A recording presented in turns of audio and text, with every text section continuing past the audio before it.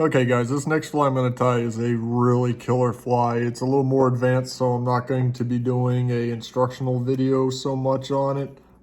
Just more of a process on how to put this fly together, but this thing's amazing. It's one of my go-to flies. It's just a killer on snook, redfish, sea trout. I haven't really thrown it to any tarpon yet, but I know tarpon will jump on them. Bass fishermen, if you're not using this, you're crazy. This is just an all-around great fly. It's kind of a Everglades muddler design. I like how it floats up on the surface, and I can either give it a aggressive twitch and make it kind of do like a little popping sound, throwing water all over the place, or I can do it more subtle, little tiny twitches like a wounded, dying bait fish or crustacean on the surface. A slow, long strip will kind of make it have a nice wake to it, and one of my favorite patterns to tie this is in a all white bunny tail, white marabou, just an all white fly with a little bit of chartreuse on it. It's got the spun deer hair on it. So it is a more advanced fly, a little more difficult to tie, because you got to pack hair and all that. But I mean, just an amazing fly. So we're just going to jump right in. I'm going to show you a trick that I like to do when I'm dealing with bunny tail. If you watched my other video, you would have seen it and how I do the full thing there. But if you're watching this, you guys are probably a little more advanced, so let's just jump right in. First thing I'm going to want to do is tie in some ginger marabou, the blood quills. I already have a piece set up ready to go. So we don't want a lot of it. We just want a very small, short little clump of it sticking out the back end right here. We're just going to get that tied into place right quick. Get this zipped off. Okay. Next thing I like to do on this fly is give it a little bit of flash. Not too much, but a little more than normal. Some flies you can over flash it and kill the fly. Some flies work best with and with the proper conditions that you might be dealing with. Sometimes flash isn't really going to be beneficial. Let me tell you, in this fly it's very beneficial. So I'm just going to go ahead and even up some of this little flash material, straighten it out a little bit. We're gonna go ahead and just put it in right on top of these little blood quills we just tied in.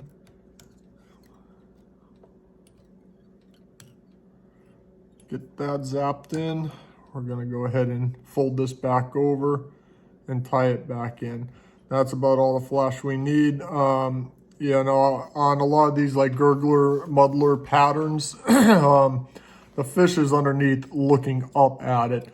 All the decorations in the world on top of the fly, yeah, that looks good to a seagull, but not to the fish. He doesn't see it. So underneath, the fish's view, he's really not going to see much of this flash at all. He's coming from underneath. So you just want a little bit here and there. It dresses up the underneath side of the fly that the fish is going to see, and it makes it a little more appealing than just the leather side of the bunny strip. I know there's a lot of controversy of whether you put it on like this or like this. I've always tied them like this. If you find it works better for you like that, hey, go for it. You do what works. I'm going to just quickly go over this other thing. Any of us that have ever dealt with bunny hair know that it's an amazing material. You get, some of the best action in the world you could ever ask for out of bunny hair.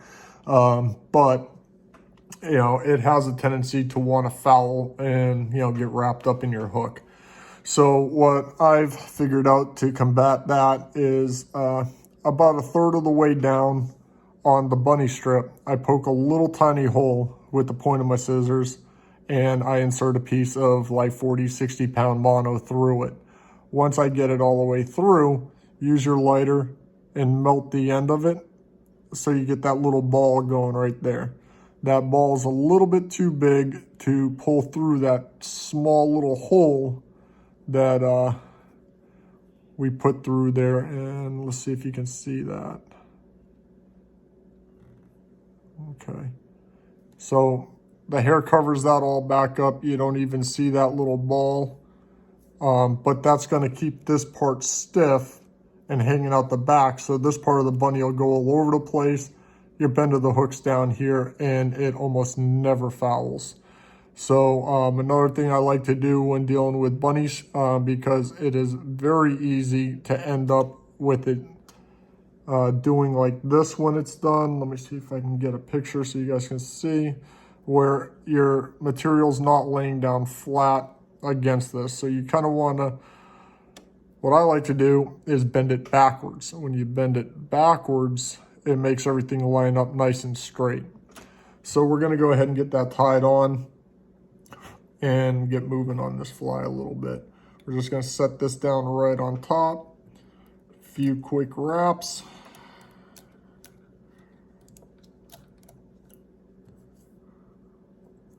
Make sure everything is lined up right. Now, you know, we all deal with this hump that we've created. You know, you get this step from the material and coming down, and the fly tires, we're always trying to, you know, fight that. One thing I like to do is just extend out on that mono just a little bit and go ahead and nip it off a little further up, maybe 1/8 of an inch up, 1/4 of an inch up. And what that's doing for me is instead of having one real large step dropping way off here to the shank of the hook and then coming forward, I'm doing a little step and a little step so I can make it a little more gradual. At this point in the fly, you know, if you guys want to do a little bit of Zap-A-Gap or head cement or whatever you like to do to coat your wraps, you can go ahead and apply it, or you can just skip that step and just keep on moving. From right here, what we're going to do is take some nice hackles, and we're going to palmer back some hackle up here, and that's going to cover up this base and give us a little bit more wiggle up here, a little more profile to our fly. So I'm just going to palmer this back real quick.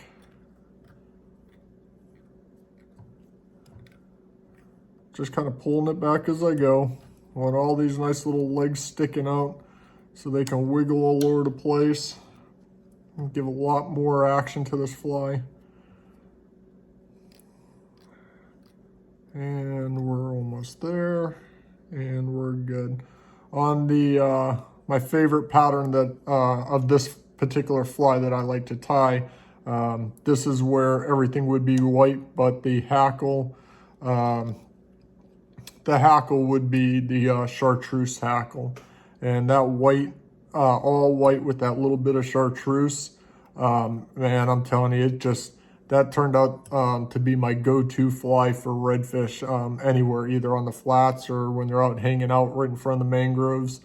You know, the redfish just, they can't pass that up. The snook really jump on it as well. So it's just one of my favorite all-time flies. You know, we fish that dark water down the 10,000 Islands. I'm not kidding, that water down there, it looks jet black. And when you get into a little tiny pocket and you flip your fly way back in there, and it's such a dark, almost black mud bank, you know, covered, you know, you're in the shadows up in the little notches in between the mangroves, and you throw one of these in there and like in that all white, man, you're just cringing going, oh my God, this thing is just going to get destroyed. I mean, every twitch, you're like, you're just, any second, it's going to be the most violent surface strike ever. And, you know, usually it happens. I mean, they love this fly. Okay, so we got the back section of the fly pretty much done at this point. Now what we're going to do is go ahead and we're going to tie in and start stacking our body hair. So we're going to grab a decent sized clump of it, matching the color, you know, kind of keeping the same color scheme going throughout this whole fly. This one I'm going to be using in between some mangrove islands in Estero Bay. A lot of redfish there. It's a good scenario. You got a shallow flat that runs hundreds of yards, channels on each side of it, And then that flat just goes right up to some mangrove islands. And then there's a few little mangrove islands that you can weave in between that's got grass. Really makes a great situation for a fly fisherman to get in the shallows, get up close, and start sight fishing for some of these fish. So I'm gonna tie on a little bit more here on the belly side and clean up a bunch of that little under fur. We don't need that.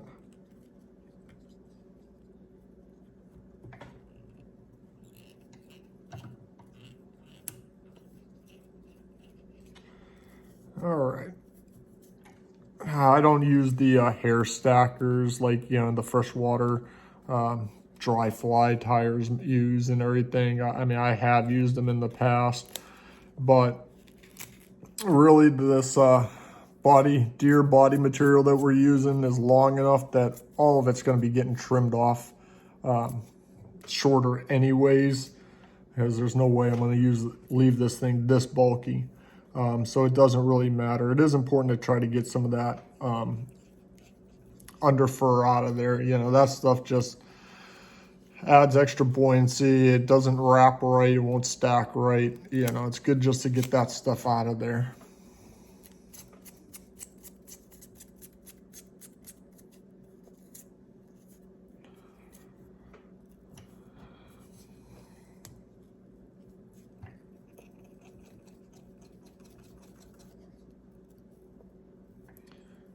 Push it back to keep it all nice and tight.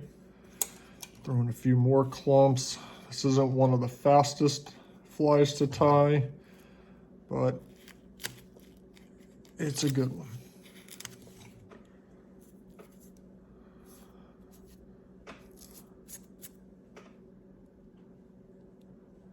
Here, this is my hair stacker when they get out of whack.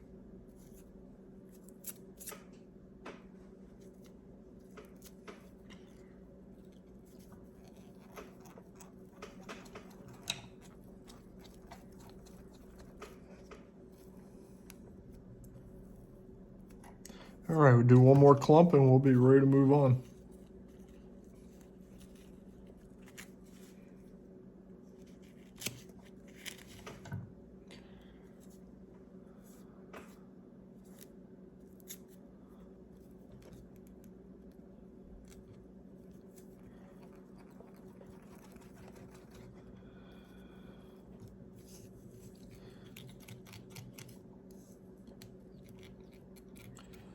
Okay, I do want a weed guard on this one, but I found it's much better to go ahead and put the weed guard on after.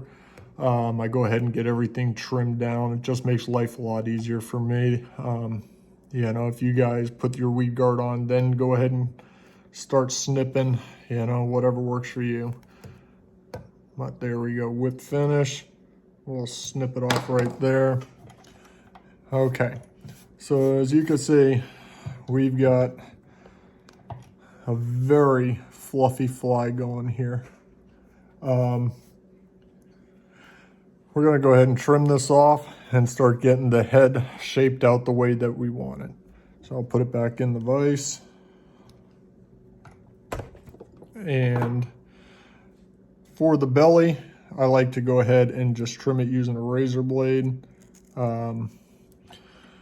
Helps to have a nice new one. Let me see if this one's still good. Not really. Okay, we'll just snip it. All right, so come across here. Usually I like to do the belly first. I'll go ahead and cut the belly pretty short. And we'll cut all the way back to the point where we start seeing the hackles that we polymered back. We don't want to be cutting into those. So we're just going to go ahead and start to trim out this belly a little bit. We'll come back and neaten it up a little bit later, but we got a lot of that material removed off the belly. You get the point of the hook exposed now. Come back here and kind of at an angle, start trimming this off. We want it to go up at a little bit of an angle, but we don't want it to be too crazy. So we're just going to start snipping all this back. My wife just came home and she's gonna kill me for getting deer hair all over the floor she just cleaned earlier. We'll deal with that when that time comes. Okay. Come over here to the sides, and I like to just kind of cut it at a little bit of an angle coming back like so. So get right up here by the eye of the hook, nice and tight in. Never quite get in as tight as I'd like to into that area, but we'll go ahead. Let me tighten that. And start snipping the sides out. You want to have a little bit of like a triangle arrowhead shape to this. You want it to be a little bit wider in the back section of the fly, of the head, than you do up in the front. So we got to get that tapered angle.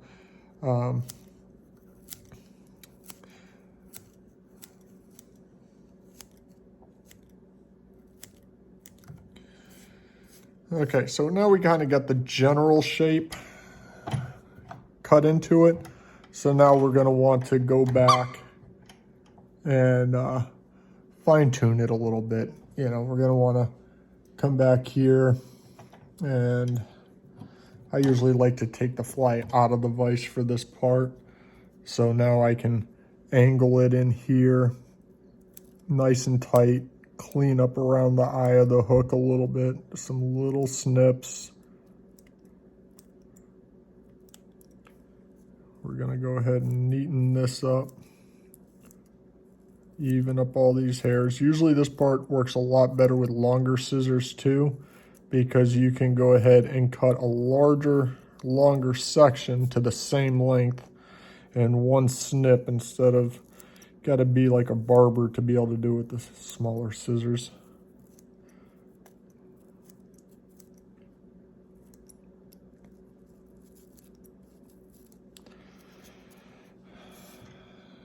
All right.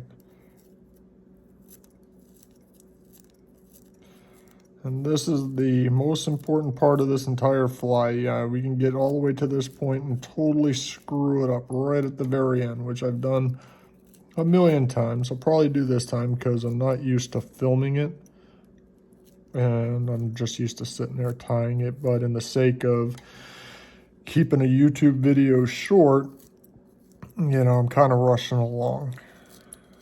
So we'll see.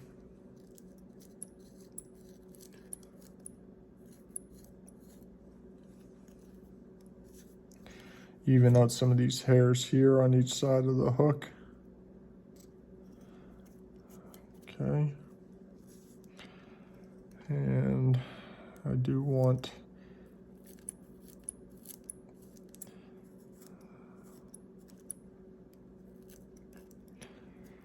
there we go, kind of a cone shape.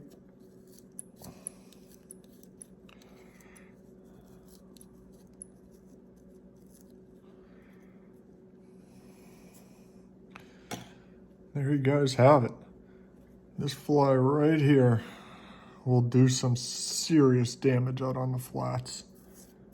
Now, I'll go back later because for the purpose of this video, like I said, I was just rushing along. I got these little tiny scissors for delicate work. It's really not ideal for shaping a body. I'll go back through a little bit, tighten this up just a little bit, just work on the shape of the head just a tiny bit. But that's the gist of it, you know. I mean, you get that nice buoyant head on there. It's really gonna float, you know, right up on top. As it starts to get waterlogged, it likes to go just below, kind of skim the surface, pushes a monster wake. You get that little tail out the back, wiggling all over, some nice flash up underneath, you know, shining through. Just a really good pattern. I mean, this looks like, you know, in the darker patterns, you can tie them up in a dark gray and it resembles a finger mullet very well. So, you know, this is a great go-to fly. In case you guys want to see, I'll just go ahead and show you how I normally tie on the weed guard on these things. I've tried it a million different ways, and you know, pretty much yeah, they've got a technique where you can just kind of make the loop over the top of the hook, pull it tight, and then wrap it on. A bunch of different things, you know. This usually works best for me. Just kind of pinch it, give it a little bite, you know, so it's kind of wanting to stay, you know, nice and pointy. Let me tie our thread back on.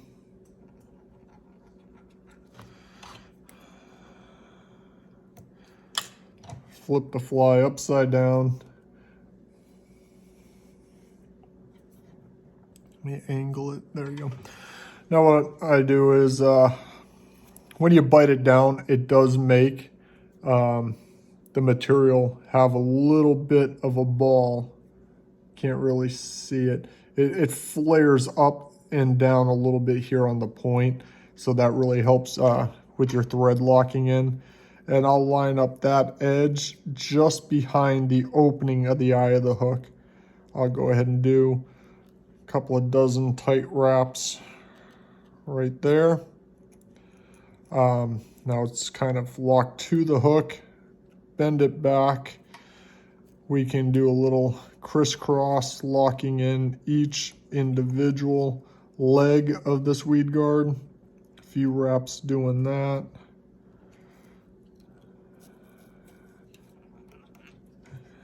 And that's pretty much it. Whip finish.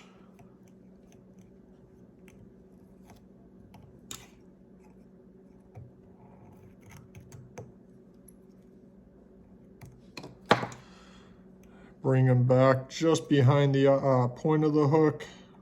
Snip them off right there. Neaten them up. And then if you want to hit them with a little Zap-A-Gap or cement or whatever you like to use. But now you got a nice little weed guard that's not going to get hung up. Because we fish the mangroves a lot, I usually will use a 60-pound mono weed guard because we're constantly, you know, trying to get under the mangroves. It's inevitable that sooner or later you're going to throw it into the trees. And too many good fish have been spooked and lost because of a bad cast into the mangroves. So where you couldn't get your fly out. So it's nice to be able to just kind of have your weed guard, get your fly back out of the trees. And that's what we got.